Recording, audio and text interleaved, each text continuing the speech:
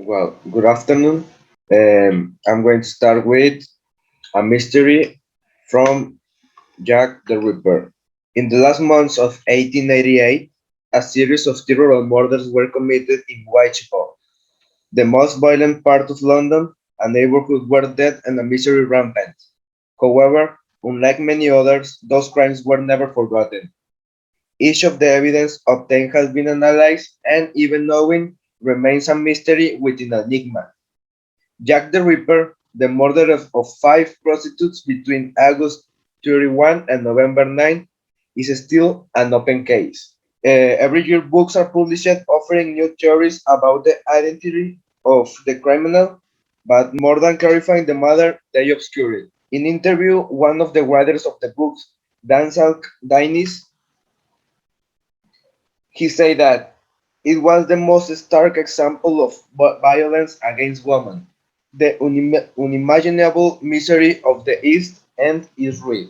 In his well-known from novel Hell, screenwriter Alan Moore attributes this quote to Jack the Ripper. One day, people will look back and realize that the 20th century was born with me.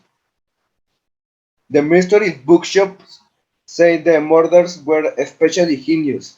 The photography in the press was relatively new and creepy pictures were published. The name Jack the Ripper is also extraordinarily evocative. Jack the Killer wouldn't be the same. Even now, several tourist tours visit the streets in which five prostitutes were murdered, and this generates controversy. The opening of a private crime museum in the city has drawn intense criticism in recent months because of the tourist use of the atrocities, and the story has and is a protagonist, a murder of women. The center offers a recreations with dolls and reconstruction of streets and rooms of the sense in which the crimes occur. Deborah Orr, a columnist for The Guardian, called the new museum a disgrace. She asked us, should London make money from these crimes? Is it even illegal to use them for tourists to grow?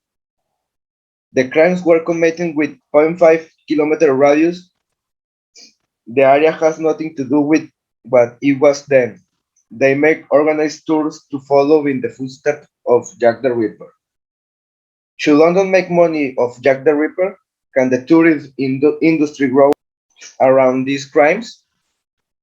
In my personal opinion, I disagree about romanticized serial killers because this is only can produce copycats or more ideas that become serial killers.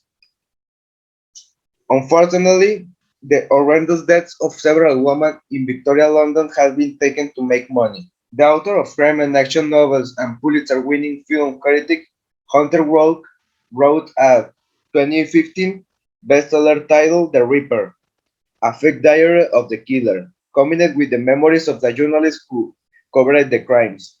Hunter's method is based more or less on the famous phrase of Sherlock Holmes: "Once the impossible is ruled out, what remains, however absurd it may seem, will be the truth." The key for this author is ability to escape. He points to montage John Druid, a lawyer from a good family, a consummate sportsman, fallen from grace. His appearance, corpulence, and stature fit with the testimonies that place him close to four of the five crimes. Unlike others, Druid was there. His suicide, throwing himself into the Thames, coincides with the end of the murders. He's the last suspect added to an endless list until he is ousted by the next one.